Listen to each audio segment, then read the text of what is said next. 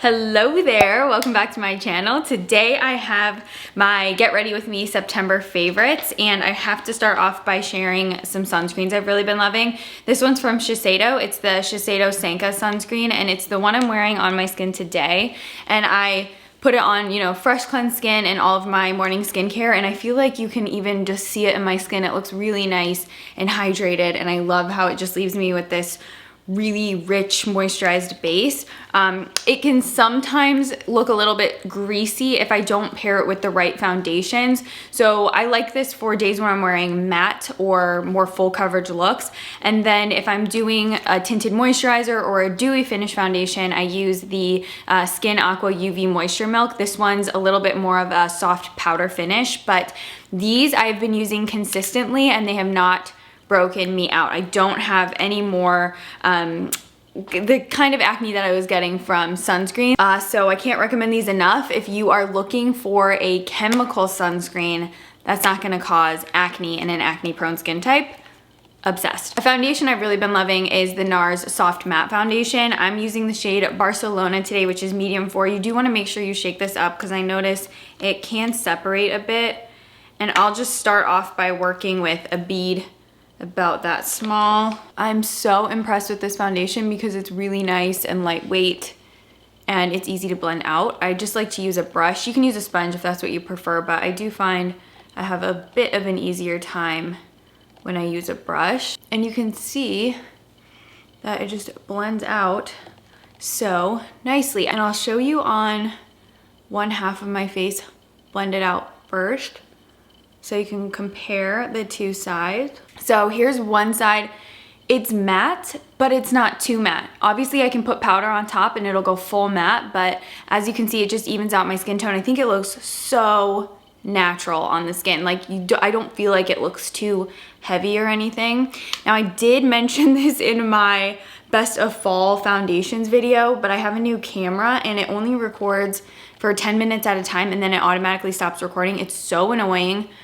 And my other camera, I had a remote for it. I don't have a remote for this one yet, so I didn't have the footage of the soft matte foundation, so I wanted to be sure to show it to you on my channel. You can see on camera, live blending, it blends out so easy.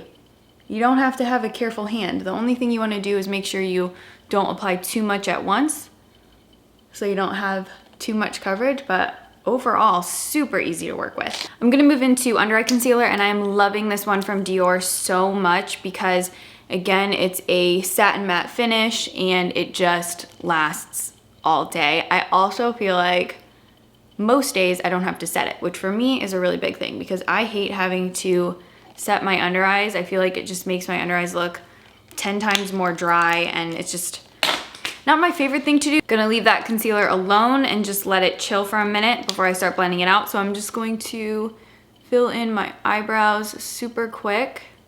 I'm just gonna use the gel from the Browsings and just run a little bit of color through them.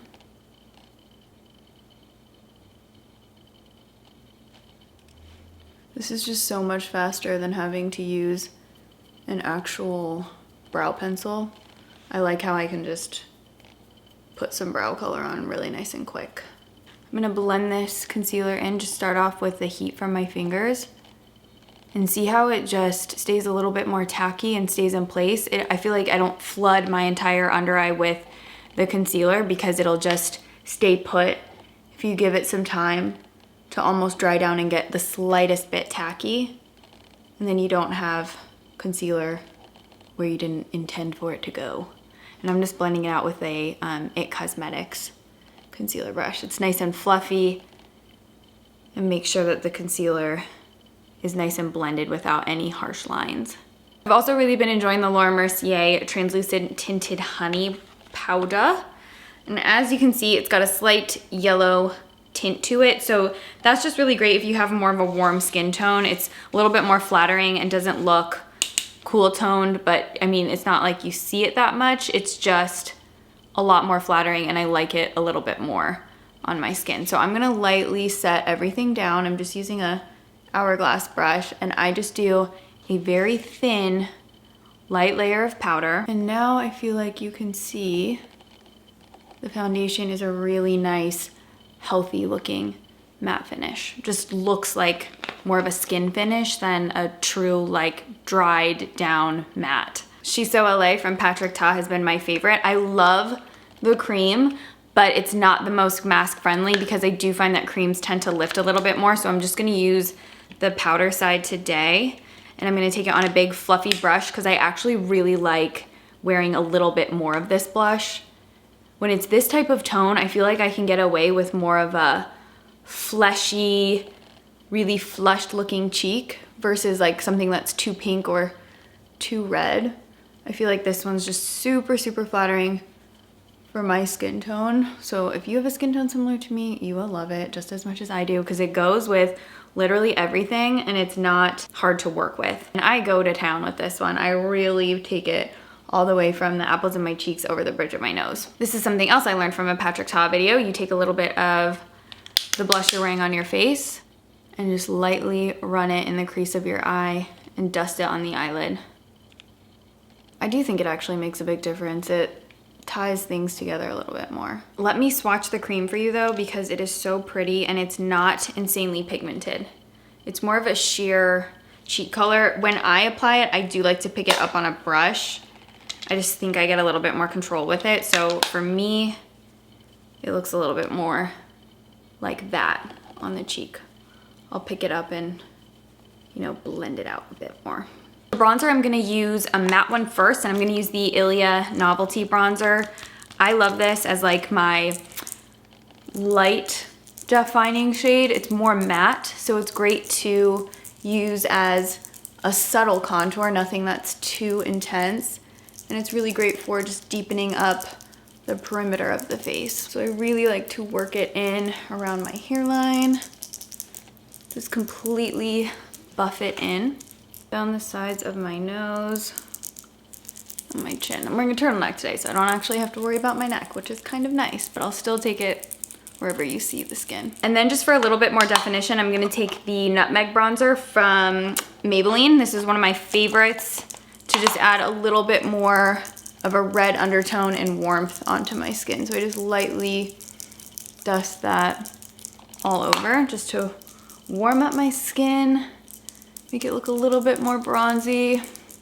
Take it on my ears. This Maybelline one though, it is so pigmented, so a little bit goes a long way, and I just like lightly, you know, dusting it all over. And then as my like bronzer topper, the Makeup Forever one, just so it looks a little bit more luminous. Just lightly dust it all over. The Makeup Forever one, just gonna run that over my eyelids and right on the lower lash line too. I've also been loving Nude in the Waterline. I think if I use too much, I look a little bit crazy, but if I just put a light application right on the waterline, it really opens up my eyes and just, I don't know, I feel like it just makes them pop a little bit. It's subtle, but I really, really like it. This one's from by Mario. It's the Brightening Pencil in Light 1. And I'll take a little bit on the outer corner too. Maybe it makes my eyes look bigger. I don't know. I just really like that subtle pop. I've definitely shown this primer to you before, but I'm just loving how it makes my eyelashes look like 10 million times longer. It's the Lancome Definisals primer, and I just pop it right on the tips of my lashes. Not too much because it can get a little bit spidery if I do overdo it, so I try not to, but sometimes I do. And then I've been loving the Kosas Big Clean Mascara, not waterproof, but holds a curl. So really great if you are somebody that has straight eyelashes like I do.